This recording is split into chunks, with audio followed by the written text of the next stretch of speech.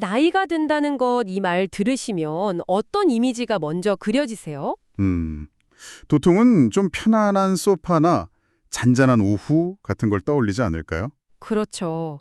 휴식이나 안주 같은 단어들. 그런데 만약 제가 철봉, 근육의 고통, 기네스 기록 이런 단어들을 제시하면 어떠세요? 오, 굉장히 이질적인 조합인데요. 노년의 이미지랑은 거리가 좀 있어 보이고요. 바로 그겁니다. 오늘 저희가 깊이 파고 들어볼 이야기가 바로 이런 통념에 아주 유쾌한 질문을 던지는 칼럼입니다. 케어유 니스의 김형래 편집장님의 매일 아침 전해주시는 아침마다 지혜 코너 아시죠? 네, 알고 있죠. 그중 하나엔 아침마다 지혜 슬래시 275 절제와 단련으로 빚어낸 노년의 품격 보니 썸너의 교훈이라는 글인데요. 주인공이 81세의 보니 썸너 씨입니다. 80이세요? 네. 60년을 함께한 배우자를 떠나보낸 아주 깊은 슬픔 속에서 이분이 주저앉는 대신에 철봉에 매달렸다는 이야기입니다. 아, 정말 평범한 이야기는 아니네요. 슬픔을 이겨내는 방법으로 그런 극한의 신체 단련을 택했다는 점이 처음부터 아주 강렬하게 다가옵니다. 그래서 오늘 저희는 이 칼럼을 통해서요. 보니 썸너 씨의 이 개인적인 도전이 어떻게 노년의 품격이라는 거대한 가치랑 연결되는지 그리고 그 연결고리 안에 어떤 철학이 숨어 있는지를 좀 같이 탐구해 보려고 합니다. 특히 이 칼럼이 흥미로운 지점이 이 한 개인의 이야기를 보수적 가치관이라는 꽤 뚜렷한 프리즘을 통해 사회 전체에 대한 메시지를 확장시킨다는 점이에요. 맞습니다. 그래서 본격적으로 시작하기 전에 그 보수적 가치관이라는 틀을 잠깐 짚고 넘어가면 좋을 것 같아요. 네, 그게 좋겠네요. 이 칼럼에서 말하는 건 어떤 정치 이념이라기보다는 뭐랄까 삶의 태도에 가까운 철학이거든요. 태도요. 네. 그러니까 공동체의 지원이나 시스템에 먼저 의존하기보다는 개개인이 먼저 스스로를 책임지고 단련해야 한다. 그럼으로써 더 강한 사회가 만들어진다는 믿음. 강한 개인이 강한 사회의 근간이다. 이런 관점이군요. 바로 그겁니다. 이 관점을 기억하고 들으시면 칼럼의 논리가 훨씬 명확하게 이해되실 겁니다. 아주 좋은 가이드네요. 자, 그럼 그 첫 번째 단추부터 시작해보죠. 노년의 삶을 안주가 아닌 단련으로 재정의하는 이야기입니다. 네. 칼럼을 보면 보니 썸너 씨가 사별 후에 자책이나 방황이 아닌 철봉에 매달리는 인고의 시간을 선택했다. 이렇게 나오거든요. 이 선택 자체가 하나의 선언처럼 느껴졌어요. 그렇죠. 엄청난 상실감 앞에서는 사실 무력감에 빠지기 쉬운데 오히려 가장 능동적이고 고통스러운 신체 활동을 택했다는 거잖아요. 맞아요. 이건 뭐랄까, 슬픔에 잠식당하지 않겠다. 내 삶의 주도권은 내가 쥐겠다. 이런 의지의 표현으로 볼 수 있는 거죠. 칼럼도 바로 그 지점을 짚는 거고요. 노년의 삶이 그냥 소모되는 시간이 아니라 의지를 통해서 얼마든지 갖고 나갈 수 있는 아주 강력한 증거라고요. 그리고 그 결과로 세운 기록이 3분 3초. 와. 아니 사실 숫자만 들으면 감이 잘 안 올 수도 있어요. 근데 철봉을 30초만 매달려봐도 이게 얼마나 비현실적인 시간인지 알 수 있거든요. 온몸이 비명을 지르죠. 네.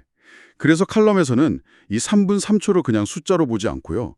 매일 근육의 통증을 견디고 어제의 나를 이겨낸 성실함의 결집체라고 표현합니다. 아, 성실함의 결집체. 좋은 표현이네요. 나이랑 상관없이 정직한 노력은 반드시 몸에 새겨진다는 걸 보여준 셈이군요. 맞습니다. 바로 이 지점에서 자기 절제라는 핵심 키워드가 등장하는 겁니다. 칼럼의 시각에서 보니 썸너의 행동은 단순한 건강관리를 훌쩍 뛰어넘는 거예요. 끼워넘는다. 어떤 의미죠? 슬픔이라는 거대한 감정의 파도에 휩쓸리지 않으려고 신체 단련이라는 돛을 아주 단단히 붙잡는 행위라는 거죠.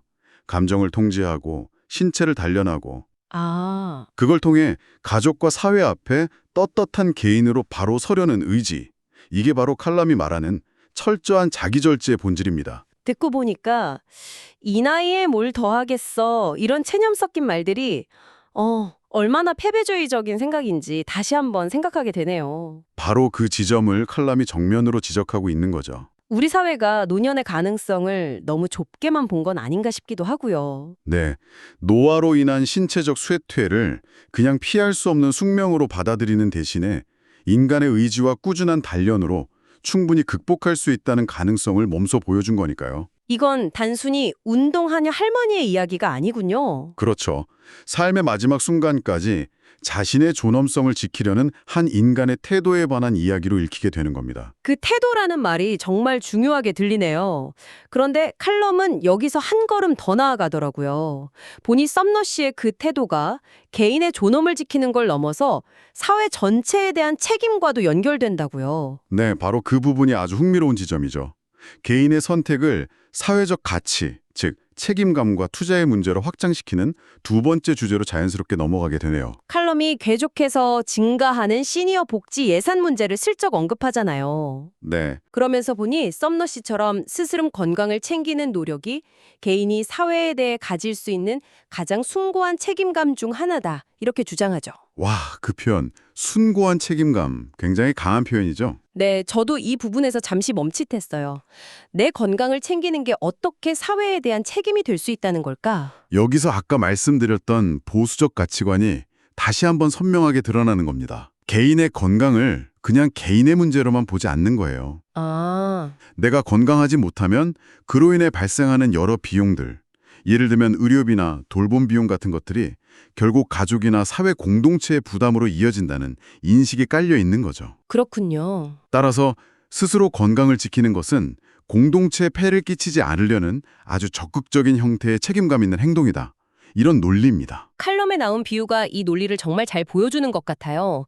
운동 장비나 영양제에 100달러, 우리 돈으로 한 13만 5천 원 정도 쓰는 건 그냥 소비가 아니다. 네, 그 비유가 아주 직설적이죠. 이건 미래에 발생할지도 모르는 수천, 수만 달러의 의료비와 사회적 비용을 막는 선제적 조치, 이자 가장 현명한 투자다. 이렇게 말하잖아요. 맞습니다. 어떻게 보면 개인의 헬스장 회원권이 사회적 안전망의 일부가 될 수도 있다는 아주 도발적인 주장으로 들릴 수도 있어요. 정확히 보셨네요. 개인의 자기관리를 거의 시민적 의무로까지 격상시키는 관점인 거죠. 네, 여기서 칼럼의 핵심 명제인 건강한 신체는 건강한 정신의 뿌리라는 말로 이어집니다. 체력이 있어야 지혜도 나눌 수 있고 후배 세대를 이끌어주는 어른의 역할도 제대로 할 수 있다는 거죠. 몸이 무너지면 정신도 함께 무너지고 결국 사회의 긍정적인 기여는커녕 짐이 될 수 있다는 어떤 위기감이 바탕에 깔려 있군요. 바로 그겁니다. 아, 칼럼의 논리를 쭉 따라가 보니까 스스로의 몸을 돌보는 행위의 의미가 계속 확장되네요. 네, 처음에는 개인의 건강 문제였다가 네. 다음엔 가족에게 짐이 되지 않으려는 사랑의 표현이 되고 마지막에는 사회의 일원으로서 품위를 지키는 길이 되는 거군요. 맞습니다. 그래서 칼럼은 보니 썸너 씨가 트레이닝 비용을 전혀 아까워하지 않고 가장 가치 있는 투자로 여겼다는 점을 특별히 강조해요. 그 행동이 단순히 개인의 만족을 넘어서 공동체 전체에 긍정적인 영향을 미치는 최고의 모범 사례라고 보는 거군요. 그렇죠. 건강관리를 개인의 웰빙을 넘어선 사회적, 윤리적 차원의 행위로 재해석하고 있는 겁니다. 한 사람의 노력이 이렇게까지 큰 의미로 해석될 수 있다는 게 놀랍네요. 자, 그럼 이제 세 번째 주제로 넘어가 보죠. 그녀가 이 모든 도전을 시작하게 된 계기. 바로 남편과의 사별이라는 거대한 상실이죠. 네. 인내와 끈기라는 키워드가 등장하는데요. 배우자와의 사별, 특히 60년을 함께한 동반자를 잃는다는 건 정말 삶의 뿌리가 통째로 뽑히는 것과 같은 경험일 거예요. 상상하기 어렵죠. 보통 이런 슬픔 앞에서는 두 가지 반응을 보이기 쉽잖아요. 슬픔에 완전히 매몰되거나 혹은 그 슬픔을 어떻게든 외면하려고 하거나 그런데 보니 썸너 씨는 제3의 길을 택했습니다. 그 슬픔을 새로운 목표를 향한 에너지로 바꿔버린 거죠. 바로 그 지점이 정말 궁금했어요. 그 많고 많은 운동 중에서 왜 하필 철봉 매달리기였을까? 달리기나 수영처럼 움직임이 많은 운동도 있는데 왜 그렇게 정적이고 고통스러운 운동을 택했을까요? 칼럼에서는 이걸 고난을 정면으로 돌파하겠다는 의지의 표명이라고 해석하던데 저는 그 이상의 의미가 있을 것 같다는 생각도 들더라고요. 아주 좋은 질문입니다. 저도 그 부분을 곱씹어 봤는데요. 매달리기의 본질을 한번 생각해보죠. 본질이요? 네. 이건 외부의 도움 없이 내 몸무게라는 현실의 무게를 온전히 내 팔과 등, 코어 근육으로 버텨내는 행위잖아요. 아, 그쵸. 누구도 대신해 줄 수 없는. 지극히 고독하고 정적인 싸움이죠. 어쩌면 남편을 잃은 그 슬픔의 무게를 자신의 체중이라는 물리적인 무게로 바꿔서 정면으로 마주하고 버텨내는 과정을 통해 극복하려 했던 건 아닐까요? 와, 그 해석이 훨씬 더 깊이 와닿네요.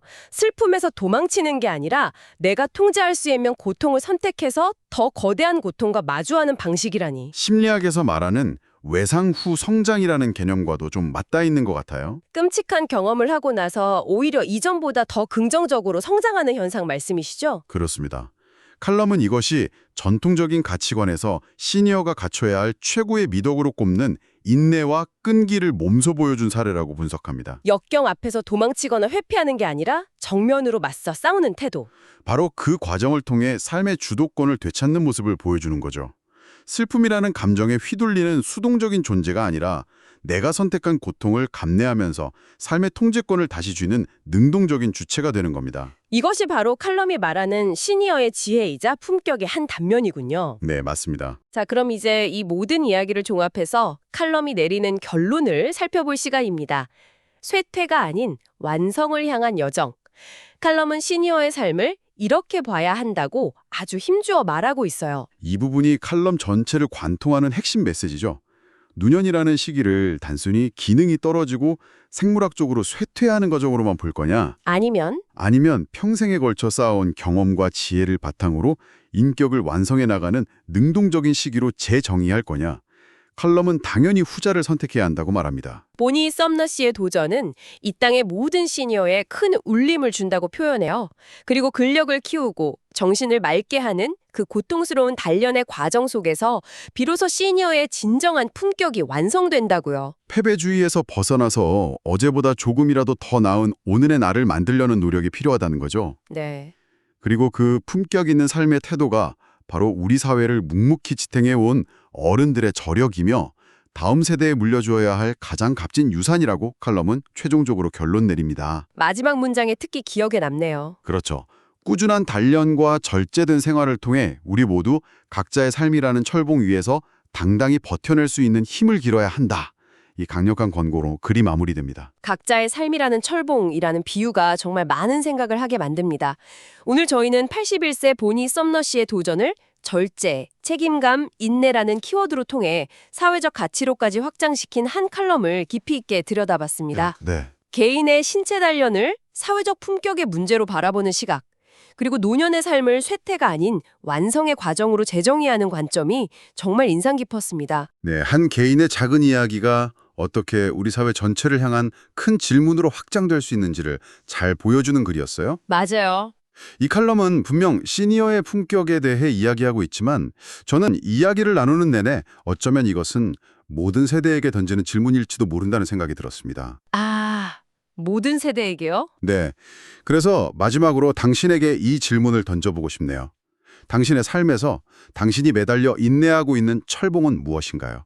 그리고 그 버텨내는 시간을 통해 당신은 어떤 더 나은 날을 완성해가고 계신가요?